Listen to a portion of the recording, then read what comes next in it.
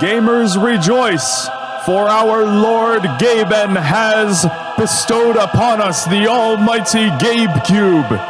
Praise the almighty GABECUBE. Praise the almighty GABECUBE. Praise the almighty GABECUBE. Praise the almighty GABECUBE.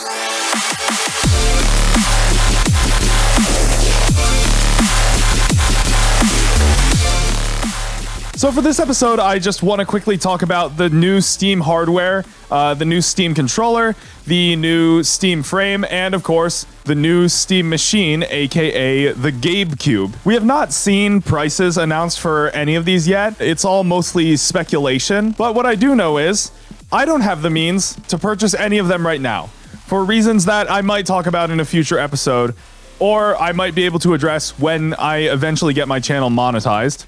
I still need like 2,000 more watch hours or something like that in the course of the next year, which is also why I've been trying to get this podcast going. Last week, I did not have the energy to record an episode because it was right before Thanksgiving break. I was extremely tired, but we're here now and we're doing it. Anyway, yeah, Steam kind of just peen-slapped the entire gaming industry as well as the console gaming market potentially, which is just a funny thing because everyone talks about how like Valve wins by doing absolutely nothing. And I mean, Steam has existed for so long. I remember more than a decade ago, I was still buying and playing my games through Steam. And overall, it's just been a good experience. I mean, I talked about in a couple of my shorts the reason why I fucking hate Epic Games. I have zero interest in playing any of the games that are offered by the Riot launcher. And I think there are a couple of others like Ubisoft or Buggysoft, as some people like to call it.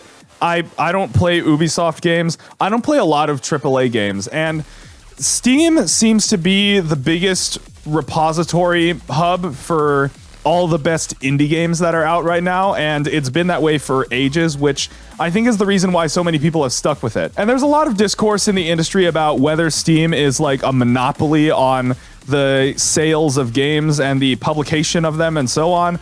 But look, if Steam is a monopoly, it's because they're doing everything right. So as far as I'm concerned, all the other game publishers either need to get on Steam's level or they're just gonna die and Steam is gonna stay on top. So that brings us to the new Steam hardware.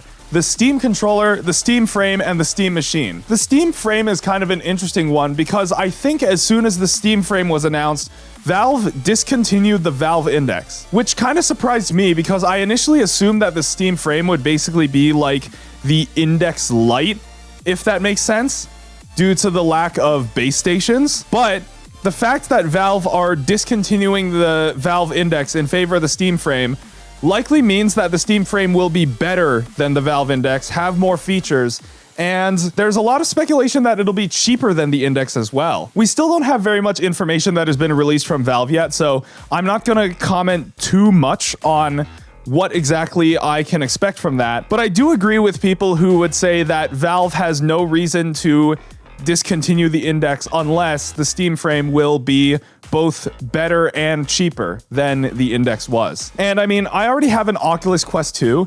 It serves me quite well. As long as I have good lighting in my room, the tracking is all right. You know, I can get a good workout playing Beat Saber or go around in H3 VR and recklessly shoot everything with discipline that proves that you should not actually trust me with a firearm. So I don't have too much interest in eventually investing in the Steam frame. It's definitely a very cool thing, but I don't think I necessarily need one just yet, given how little I actually play VR games compared to, you know, normal games on the flat screen. But the Steam frame split gamepad layout is really cool because the Oculus Quest has this like goofy, incomplete gamepad thing where it has two sticks and it has the ABXY, but it doesn't have a D-pad for some reason. Splitting a gamepad into two parts is not hard. So I don't know why Meta decided to do it like that, but you know what? It is the way it is. I can still do VR stuff just fine. It's whatever. All in all, the Steam frame is just a very cool thing that I am looking forward to seeing people's impressions of when they get their hands on them. I know Linus got a chance to work with it. It was like an early, I think it was a pre-production build, so he wasn't playing with the release version yet. but Valve felt comfortable announcing it and giving early access because it is very close to completion. Although somebody can correct me on that if I'm wrong, obviously. Next, the Steam controller. So for those who are unfamiliar with how I play games, which is probably most of you because I don't talk about this very often, I hate gamepads. I do not like playing games with gamepads unless they are specifically built for it. So, for example, a shooter like Helldivers 2, that just generally feels so much better for me when I'm playing it on KBM, because with a mouse, I can like really have my head on a swivel. I can snap 90 degrees to the left and then quickly turn around, and that way I can respond to any incoming threats in an instant. Although on my recent Balatro stream, I did play it with a gamepad because you don't actually need to have rapid response to everything, and it was kind of nice to just not have my arms like outstretched onto my desk, constantly trying to reach my keyboard and mouse. But generally speaking, I do not like gamepads for gaming. There are very few games where the experience of playing on gamepad actually feels better than on KBM. But this upcoming Steam controller has the 2 touchpads on it. And I remembered seeing those touchpads on the Steam Deck way back, and I was thinking like, oh my god, that's actually genius. You can get, you know, the broad strokes turning from the analog sticks, and then you can also get some more precision dialed in if you need like better marksmanship using the touchpad. I remember being interested in investing in a Steam Deck all the way back when it first came out because I thought it was cool to finally have like a PC that you can take on the go with you. Valve does what Nintendo don't, as some people like to say, as a callback to the old advertising for the Sega Genesis. But at the time, the only game I could think of to play on the go that I would really enjoy doing is Risk of Rain 2, because I was big into Risk of Rain 2 back then. So that's why I ultimately did not invest in it, because I was like, well, I'd be getting the Steam Deck to just play one game, and I don't know if that's entirely worth it. And the rest of the games I play on the go, I'd rather be playing on a laptop with a mouse plugged in anyways. But the Steam controller is going to be really exciting because it's basically a Steam Deck, but without the Steam Deck. It's just the gamepad with the 2 touchpads on it. And again, I really like the idea of those touchpads because it allows you to obtain greater mouse-like precision on a gamepad. Typically, gamepad and precision do not align. You need to like do the aim assist with your quick scopes and shit in order to be able to actually have competent aim with a gamepad. I feel like the touchpads on the Steam controller will remedy that, so if I'm able to get my hands on one, maybe I will try playing Helldivers 2 with it and see how it goes when I can actually, you know, utilize the same level of marksmanship that I have on a keyboard and mouse. Not that it's that great anyway, but you know what? Shut up. It's fine. It's a cool thing.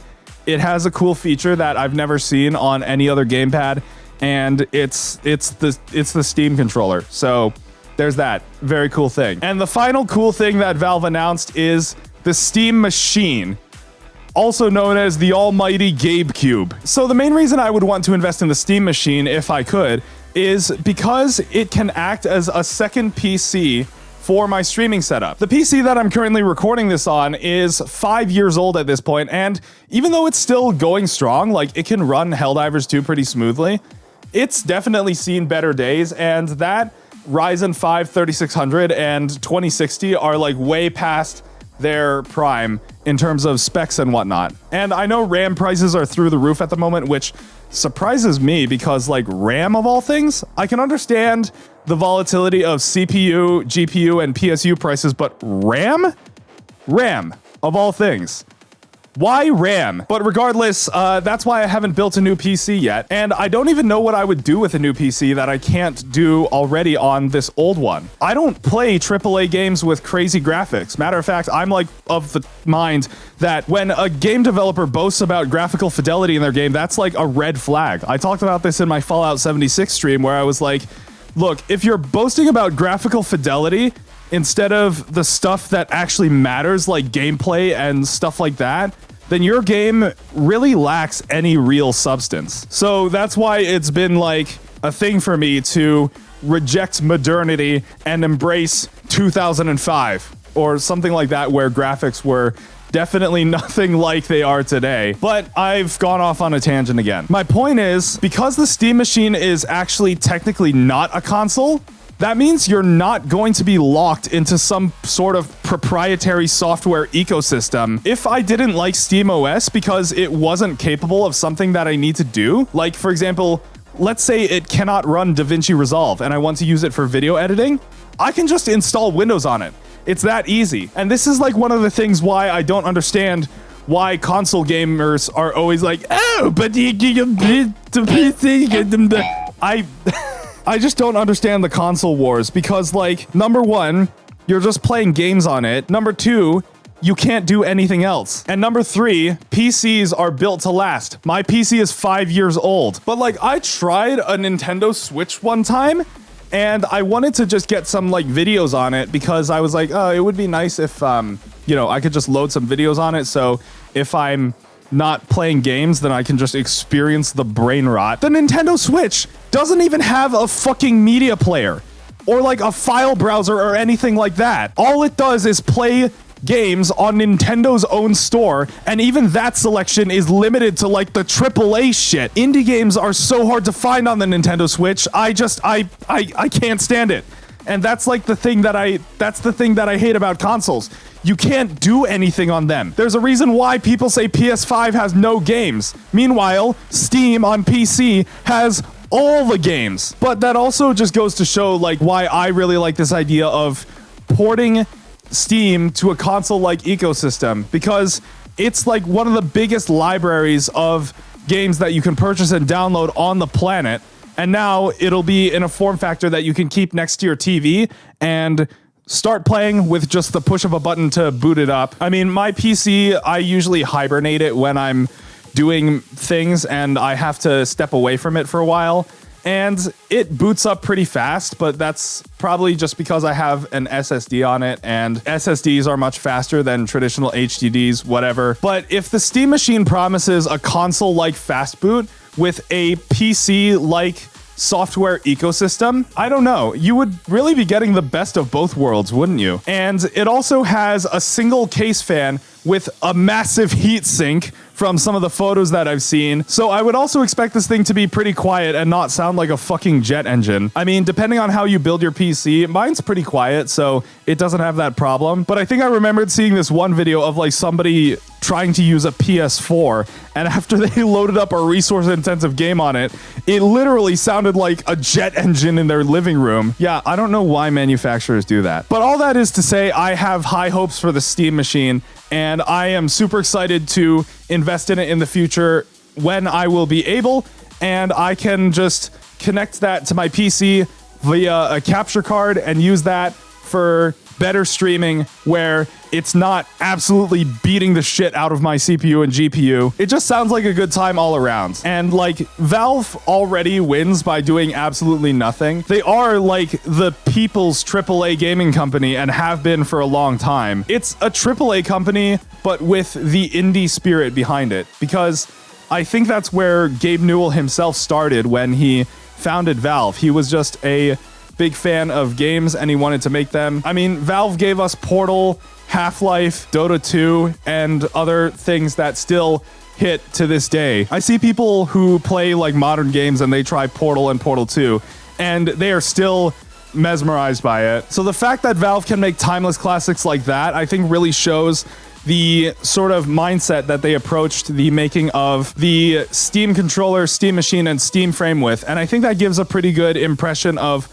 what it'll actually be like when these things get to full release. Oh yeah, and I should also mention, before they announced the Steam frame, the Valve Index had existed for 6 years, and for that entire 6 years, even though it was more expensive than some of the competition, it was considered the best VR kit on the market during that entire time frame. That's insane to me that in 2025, VR enthusiasts were still talking about the Valve Index and recommending it for people looking to upgrade their setup. That's a 6-year-old VR kit. Like, do you guys understand what I'm talking about here? And even when the Meta Quest 3 came out, people were still talking about the Valve Index. And people who had Valve Indexes saw no reason to switch to the Quest 3. So the way I've been seeing it is like, yeah, this new hardware, at least in the regions where it's available, because Nintendo does have a stake in like more of the global market, while Valve's hardware offerings will mostly just be North America,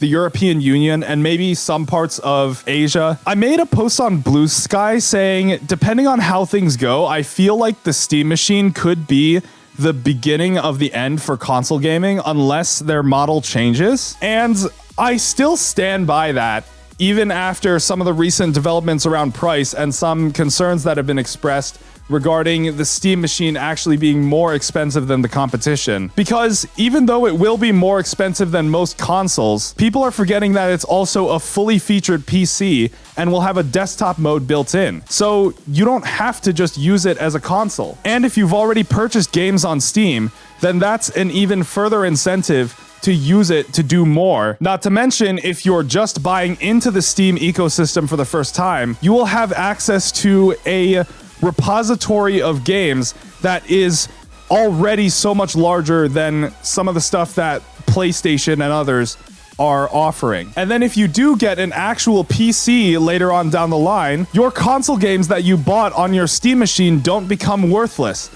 Because guess what?